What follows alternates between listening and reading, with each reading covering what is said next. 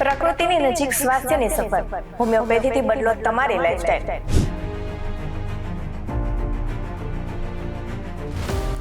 મારી સાચી ડિગ્રી તો મારા પેશન્ટનો ભરોસો જ છે. એ રિપોર્ટ લઈને નહીં, પરંતુ એની આંખમાં એક ભરોસો લઈને આવે છે અને એ ભરોસો જ મારી સાચી ડિગ્રી છે.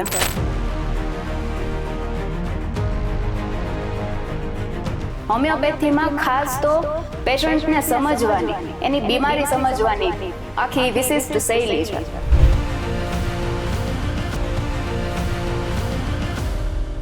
આખા વિશ્વમાં, ખાલી ભારતમાં જ નહીં પરંતુ આખા વિશ્વમાં અત્યારે હોમિયોપેથીની ડિમાન્ડ ખૂબ જ વધી રહી છે. ખાલી માથું દુખે છે, માથાની ગોળી આપી દીધી નહીં, એ રીતે નહીં, પરંતુ માથું એને શું કામ, શેના કારણે દુખે છે એ જોવા આવે છે.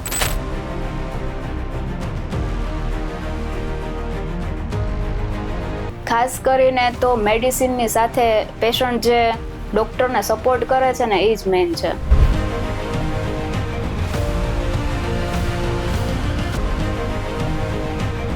પ્રકૃતિની નજીક સ્વાસ્થ્યની સફર. હોમિયોપેથીથી બદલો તમારી લાઈફસ્ટાઈલ.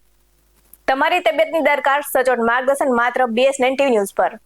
સાચી માહિતી અને સચોટ માર્ગદર્શન, તબિયત સુધારવાની સાચી ચાવી. આજની આ ભાગદોડ ભરેલી જિંદગીમાં આપણી લાઈફસ્ટાઈલ અને ખાવા પીવાની આદતો ખૂબ જ બદલાઈ ગઈ છે અને કહેવાય છે કે જેવું અન્ન તેવું મન અને જેવું અન્ન તેવું તન. આપણે જે ખાઈએ છીએ તેની સીધી અસર આપણા સ્વાસ્થ્ય પર પડે છે. ત્યારે યોગ્ય આહાર શું છે અને અનેક બીમારીઓથી દૂર રહીને એક હેલ્ધી લાઈફસ્ટાઈલ કેવી રીતે જીવવી, આ તમામ પ્રશ્નોના સાચા અને વૈજ્ઞાનિક જવાબો મેળવવા માટે આજે આપણી સાથે સ્ટુડિયોમાં ઉપસ્થિત છે જાણીતા homeopathic doctor Priyal Parmar. Doctor Priyal Parmar, આપનું BS9 TV ન્યૂઝમાં ખૂબ ખૂબ સ્વાગત છે. પહેલા તો ખૂબ ખૂબ આભાર કે તમે મને એક એવું પ્લેટફોર્મ આપ્યું છે કે હોમિયોપેથીની સાચી સમજને હું દર્શકો સુધી પહોંચાડી શકું. નમસ્કાર, હું છું ડોક્ટર પ્રિયલ પરમાર. મારું પ્રાઇવેટ ક્લિનિક હાલ રાજકોટમાં જ છે, ત્યાં મારી જનરલ પ્રેક્ટિસ ચાલુ છે. ડાયટિશિયન સાથે જ કાયરોપ્રેક્ટિક થેરાપીનો પણ મેં કોર્સ કરેલો છે. મારી આ ફિલ્ડમાં તેમજ મારા પેશન્ટ્સમાંથી હું શીખતી જ આવી છું અને આ નાની ઉંમરમાં મેં ઘણું બધું શીખી લીધું છે. મારી સાચી ડિગ્રી તો મારા પેશન્ટનો ભરોસો જ છે. એ રિપોર્ટ લઈને નહીં, પરંતુ એની આંખમાં એક ભરોસો લઈને આવે છે અને એ ભરોસો જ મારી સાચી ડિગ્રી છે. આ સાથે જ હવે આપણે ડોક્ટર પાસેથી જાણીએ કે હોમિયોપેથી શું છે અને તેમના સંશોધક કોણ હતા અને હોમિયોપેથીની પ્રાથમિક પરિચય શું હોઈ શકે. હોમિયોપેથી એ એક સારવાર પદ્ધતિ છે. જેમ એલોપેથી હોય છે, આયુર્વેદિક હોય છે, એવી જ રીતે હોમિયોપેથી છે. એક મેડિકલ ફિલ્ડ છે. આ મેડિકલ ફિલ્ડમાં હર કોઈ ફિલ્ડની અલગ અલગ સિદ્ધાંતો હોય છે. જેમ કે આયુર્વેદિકમાં વાત, પિત્ત અને કફ, તો એના સિદ્ધાંતો અલગ હોય છે અને એ ડોક્ટરો એની રીતથી સારવાર આપતા હોય છે, દવાઓ કરતા હોય છે. હોમિયોપેથીમાં ખાસ તો પેશન્ટને સમજવાની, એની બીમારી સમજવાની આખી વિશિષ્ટ શૈલી છે. હોમિયોપેથીમાં ખાલી પેશન્ટ્સની કે દર્દીની કમ્પ્લેન્ટ્સને ફોકસ કરવામાં નથી આવતું, પરંતુ એનો નેચર, એની રહેણી કહેણી, એના હેબિટ્સ, એની ટેવ કુટેવ, આ બધાનો પરિચય કરીને પછી મેડિસિન સિલેક્ટ કરવામાં આવે છે. હોમિયોપેથીના સંશોધક ડોક્ટર સેમ્યુઅલ હનીમન, જે એક એલોપેથી ડોક્ટર હતા અને જર્મનીમાં એની શોધ કરી છે. આખા વિશ્વમાં, ખાલી ભારતમાં જ નહીં પરંતુ આખા વિશ્વમાં અત્યારે હોમિયોપેથીની ડિમાન્ડ ખૂબ જ વધી રહી છે અને એમાં પણ કોરોના પછી હોમિયોપેથીના રિઝલ્ટ માણસોની નજરમાં એટલા બધા વધી ગયા છે કે એની કોઈ સીમા જ નથી. 10 વર્ષ પહેલા આવી અવેરનેસ નહોતી, પણ હોમિયોપેથીએ જ પોતાનું એવું રિઝલ્ટ કોરોનામાં આપી દીધું છે ને કે અત્યારે એની ખૂબ જ ડિમાન્ડ વધી ગઈ છે. આજે ભારતમાં જ નહીં પરંતુ સમગ્ર વિશ્વમાં, UK, જર્મની, લંડન, આ બધા જ દેશોમાં હોમિયોપેથી સારી એવી રિઝલ્ટ આપી રહી છે. આ સાથે તમે બધો પરિચય આપ્યો, ત્યારે હવે પ્રશ્ન એ છે કે હોમિયોપેથી દવા શેમાંથી બનતી હશે? હોમિયોપેથી દવા 70% દવા છે બધી વનસ્પતિઓમાંથી બને છે. વનસ્પતિ જેમ કે એમના છાલ, એમના પાંદડાઓ, એમનું થડ છે, એમના ફૂલો છે, 70% મેડિસિન બધી આમાંથી બને છે. બીજું પ્રાણીઓમાંથી બનાવવામાં આવે છે. એમના દૂધમાંથી, એમના વિષમાંથી, એમના સ્ત્રાવોમાંથી બનાવવામાં આવે છે. બીજું ખનિજ તત્વોમાંથી, સોનું, ચાંદી, પારો, સોડિયમ, પોટેશિયમ, મેગ્નેશિયમ, આ બધામાંથી હોમિયોપેથી દવા બનાવવામાં આવે છે. હવે આ હોમિયોપેથી બનાવવામાં કઈ રીતે આવે છે એ ખૂબ જ અલગ પદ્ધતિ છે આની. આ જે કઈ હું બોલી છું આ બધામાંથી સ્ત્રાવો બહુ જ સૂક્ષ્મ રીતે લેવામાં આવે છે અને એને ડિસ્ટિલ વોટર સાથે અથવા તો ગ્લિસરીન અથવા તો આલ્કોહોલ સાથે મિક્સ કરીને એને પોટન્ટાઇઝ કરવામાં આવે છે. એકદમ નાની નાની ગોળીઓ આવે છે. આપણે એલોપેથીની તો સિરપ ફોર્મ આવતું હોય, પછી ટેબ્લેટ્સ આવતી હોય, તો આ હોમિયોપેથીની દવા એકદમ નાની ઝીડી વ્હાઇટ કલરની ગ્લોબ્યુલ્સ આવે છે. બીજા ફોર્મમાં બી આવે છે, ઓઇન્ટમેન્ટ આવતી હોય છે, પાવડર બી આવતા હોય છે, મધર ટિંચર જે એક લિક્વિડ છે, એ રીતે બી મેડિસિનના ફોર્મ અલગ અલગ રીતે આવતા હોય છે. તો આ બધી દવા છે આપણે દર્દીને આપવી હોય તો હોમિયોપેથીના દર્દીને તેની હિસ્ટ્રી પૂછવામાં શું કામ આવે છે વારંવાર, કે એને શું કામ, શું કેવી રીતના થયું, અને બહુ ડીપમાં એનું સંશોધન કરવામાં આવે છે, એનું કોઈ કારણ હશે? હા, હોમિયોપેથીમાં ખાસ કરીને તો હિસ્ટ્રી જ મેઇન છે.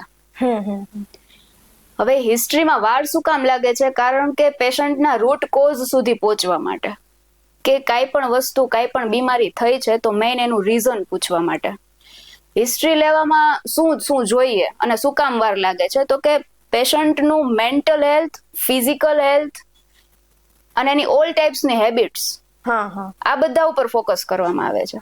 ખાલી માથું દુખે છે, માથાની ગોળી આપી દીધી, નહીં, એ રીતે નહીં, પરંતુ માથું એને શું કામ, શેના કારણે દુખે છે એ જોવામાં આવે છે. બીજી મેઇન વસ્તુ એ છે કે આ ભાગદોડ વાળી જિંદગીમાં કોઈ પાસે સમય નથી.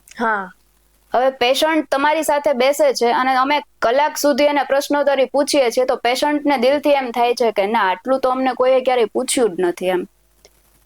તો એની જે 20 થી 30% જે કઈ તકલીફો તો એમ જ જતી રહી છે, કારણ કે એ લોકોને આપણે અટેન્શન આપ્યું છે, એને સપોર્ટ કર્યો છે, એટલે મેન્ટલી જ એમ કહી દે છે કે ના, મને હવે સારું ફીલ થાય છે. બીજી વસ્તુ, માનસિક જે કઈ એની માનસિકતા એના અંદરથી કે મને આ થાય છે, તે થાય છે, એની સાથે સાથે જ મનોવિજ્ઞાન કહે છે કે અમુક બીમારીઓ મનથી જ થાય છે. એટલે એ લોકોને થોડુંક મેન્ટલી સપોર્ટ આપીએ ને તો ઘણું સારું એવું રિઝલ્ટ મળે છે. બીજું, એમના વિચારો, એમના ખાવા પીવાના શોખ, પછી એમની ટેવ, એમની કુટેવ, એની રેગ્યુલર લાઈફસ્ટાઈલ ના each and every point note કરવામાં આવે છે. ઘણી વખત પેશન્ટ સાથે એના મમ્મી પપ્પા કે એના હસબન્ડ વાઈફ આવતા હોય તો પેશન્ટ ખુલીને વાત નથી કરતું, એને સંકોચ રહી જાય છે. પણ જ્યારે પેશન્ટ તમારી સાથે ખુલીને વાત કરે ને, એટલે નાનામાં નાની વસ્તુથી પણ હોમિયોપેથી મેડિસિન નક્કી થઈ જતી હોય છે, કારણ કે એની પર્સનાલિટી જે કંઈ અમારી સામે દેખાય છે એના લીધે એક નાનામાં નાનો પોઈન્ટ પણ મેડિસિન સિલેક્ટ કરવામાં ખૂબ જ મદદ કરે છે. હોમિયોપેથીમાં ઘણી બધી મેડિસિન્સ પેશન્ટના નેચર બધાના અલગ અલગ હોય છે, એવી રીતે મેડિસિન્સ પણ બધી અલગ અલગ હોય છે. તો અમુક એનો જે ગુસ્સો છે, અમુક એના સ્વપ્ના છે, અમુક એના જેનાથી ડર લાગતો હોય, જેનાથી ભય લાગતો હોય, તો આ બધી વસ્તુ જોઈને પછી એ બધો ડેટા કોઈ મેડિસિન સાથે મેચ કરવામાં આવે અને પછી મેડિસિન સિલેક્ટ થતી હોય. આ બધાના લીધે હિસ્ટ્રી લેવામાં વાર લાગે છે. અચ્છા, કેમ કે ટાઈમ પીરિયડ ખૂબ માગી લે કે તમે શું ખાધું, ક્યારે જાગો છો, ક્યારે ઉઠો છો, એના માટે. હવે આ બધા પ્રશ્નોના જવાબ પછી એવું છે કે આ જનરેશનને હોમિયોપેથી દવા જ કેમ અનુકૂળ આવે છે, એલોપેથી કેમ નહીં? બહુ સારો પ્રશ્ન છે. સૌપ્રથમ તો એની સાઈડ ઇફેક્ટ્સ બહુ જ ઓછી છે. બીજી વસ્તુ, ખર્ચો સાવ ઓછો લાગે છે. ત્રીજું છે હોલિસ્ટિક અપ્રોચ, એટલે કે માથું દુખે છે તો ડાયરેક્ટ માથાની ગોળી નહીં, પરંતુ એનું મૂળ શોધે છે, એનું કારણ શોધે છે અને એને બંધ કરવામાં આવે છે. આ થઈ જનરેશન પ્રમાણે હોમિયોપેથીને કેવી રીતના દવાની અનુકૂળતા આવે છે તેની રહી. પરંતુ હવે એમ પ્રશ્ન છે કે શું પશુઓમાં પણ હોમિયોપેથી દવા આપવામાં આવે છે? હા, બિલકુલ. પશુઓમાં પણ હોમિયોપેથી સારું એવું વર્ક કરે છે. ગાય, બિલાડી, ભેંસ, આ બધામાં હોમિયોપેથી વર્ક કરે છે. ખાસ કરીને ચામડીઓની તકલીફ, પેટનું ફૂલવું, બીજું એ લોકોને પણ તાવ ને આવી બધી કમ્પ્લેન્ટ્સ આવતી હોય છે, તો એમાં હોમિયોપેથી ખૂબ સારો એવો રોલ કરે છે. અને જે પશુઓમાં દૂધ નથી આવતું, દૂધની સમસ્યાઓ હોય છે, તો એ બધા પશુઓમાં પણ હોમિયોપેથી સારું એવું વર્ક કરે છે. સાંભળ્યું છે કે હોમિયોપેથી લાંબા સમય રિઝલ્ટ આપે છે, પરંતુ બધા જ હોમિયોપેથી કેસમાં રિકવરી ટાઈમ ઘણો ઓછો હોય છે, ક્યારેક વધારે પણ હોય છે. આ સાચું છે કે ખોટું? ના, બધા કેસમાં એવું જરૂરી નથી કે વાર જ લાગે એમ. ઘણી વખત કોઈ એક્યુટ ડિઝીઝ, સામાન્ય 2-3 દિવસ પૂરતું તાવ, શરદી, ઉધરસ હોય છે હા, તો એવું જરૂરી નથી. પ્રોપર મેડિસિન સિલેક્ટ થઈ ગયું હોય તો 2-3 કલાકમાં પણ રિઝલ્ટ મળી જતું હોય છે. ઘણી વખત 1 વીકમાં પણ રિઝલ્ટ મળી જતું હોય છે. પણ હા, 2-3 મહિના થયા કોઈ માઇગ્રેન છે, કોઈ સ્કિનની તકલીફ છે, એવી કોઈ તકલીફો હોય તો પછી ટાઈમ લાગે છે 1-2 મહિનાનો. અને ખાસ કરીને હોમિયોપેથી જૂની બીમારીઓ, વર્ષો જૂની બીમારીઓ હોય છે, લાઈક સોરિયાસિસ છે, ડાયાબિટીસ, થાઇરોઇડ, બીપી છે, તો આ બધા માટે તો 1-2 વર્ષ તો સમય લાગી જ શકે છે.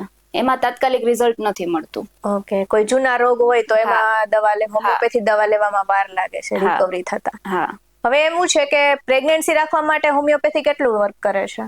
પ્રેગ્નન્સી રાખવા માટે કોઈ પ્રોપર મેડિસિન નથી હોતી કે આ મેડિસિન પીધી પ્રેગ્નન્સી રહી ગઈ. પરંતુ શું કામ પ્રેગ્નન્સી નથી રહેતી એની ઉપર ફોકસ કરવામાં આવે છે. પ્રેગ્નન્સી ન રહેવાના ઘણા બધા ચાન્સીસ હોય છે. મેલ પાર્ટનર કે ફિમેલ પાર્ટનરમાં અલગ અલગ જાતની કોમ્પ્લિકેશન્સ આવતા હોય છે. તો પ્રેગ્નન્સી શું કામ નથી રહેતી? તો કે અનિયમિત માસિક સ્ત્રાવ આવતો હોય, પીસીઓડી છે, મેલ છે તો સ્પર્મ ક્વોલિટી ઓછી છે, મોબિલિટી ઓછી છે. તો આ બધા ઉપર સર્ચ કરીને કે રિપોર્ટ્સ કરીને કે શેના લીધે પ્રેગ્નન્સી નથી રહેતી ઈ પહેલા જોવામાં આવે છે. તો અનિયમિત માસિક સ્ત્રાવ હોય કે પીસીઓડી હોય તો હોર્મોન્સ બેલેન્સ કરવા, આ બધી વસ્તુની હોમિયોપેથીમાં મેડિસિન થાય છે. સ્પર્મ ક્વોલિટી વધારવી, મોબિલિટી વધારવી, એની મેડિસિન્સ થાય છે. બીજું, ઘણાને ડિપ્રેશન, એન્ઝાયટી હોય તો એની મેડિસિન્સ થાય છે. આ બધી વસ્તુ ઉપર સર્ચ કરીને પછી પ્રેગ્નન્સી રાખવા માટે હોમિયોપેથી સપોર્ટ કરે છે. મેડમ, આ બધી વાત થઈ ગઈ આપણે, બરાબર, પરંતુ હવે એ પ્રશ્ન એ છે કે તમે આ ફિલ્ડમાં કઈ વસ્તુમાં સ્પેશિયાલિસ્ટ છો? હું પોતે મેડિસિન બનાવું છું. અસ્થમા અને શ્વાસની મેડિસિન બનાવું છું. મારા ઘણા બધા પેશન્ટ્સને ઘણા સારા એવા રિઝલ્ટ મળ્યા છે. આ મેડિસિન વનસ્પતિના અર્કમાંથી બનાવવામાં આવે છે, જે પ્યોર હર્બલ છે. એની કોઈ પણ જાતની કઈ સાઈડ ઇફેક્ટ નથી. અસ્થમાની મેડિસિન બનાવ્યા પછી બીજી 2 મેડિસિન બનાવી.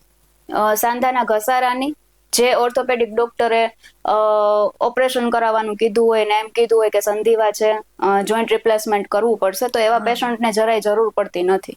પણ મિનિમમ 3 થી 4 મહિનામાં 70 થી 80% જેટલું રિઝલ્ટ પેશન્ટને મળી ગયું છે.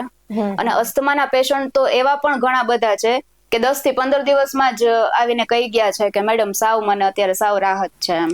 અને ઘણી વખત અમુક પેશન્ટને 3-4 મહિના પણ મેડિસિન પીવી પડતી હોય છે. ત્રીજું છે કે વાળની જે લોકોને તકલીફ છે, હેર લોસ થતા હોય, હેર ગ્રોથ જેને કરવો છે, લેડીઝમાં તો ખાસ, તો આવા લોકો માટે હું હેર ઓઇલ પણ બનાવું છું અને હોમિયોપેથિક હેર ડ્રોપ્સ બી આપું છું. અને ઘણા સારા રિઝલ્ટ મને મળ્યા છે. તમે આ બધી દવા બનાવો છો, દર્દીને આપો છો, પણ દર્દીને આ બધી દવા લેવી હોય અને લેતા હોય તો એને કેટલી પરેજી પાડવી પડે? ઓકે, ખાસ કરીને તો મેડિસિનની સાથે પેશન્ટ જે ડોક્ટરને સપોર્ટ કરે છે ને એ જ મેઇન છે. કે ડોક્ટર શું નથી ખાવાનું કહેતા, શું ખાવાનું કહે છે, અને પછી એ પ્રમાણે પેશન્ટ ના ચાલે ને તો પછી રિઝલ્ટ મળવામાં બહુ તકલીફ પડે છે.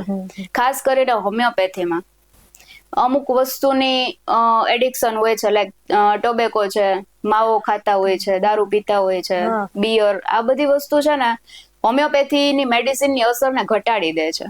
ઘણી વખત ડોક્ટર એમ કહેતા હોય ડુંગળી લસણ નથી ખાવાના. તો આ બધી વસ્તુ શું કામ? તો કે હોમિયોપેથી મેડિસિનની અસરને ઘટાડી દે છે.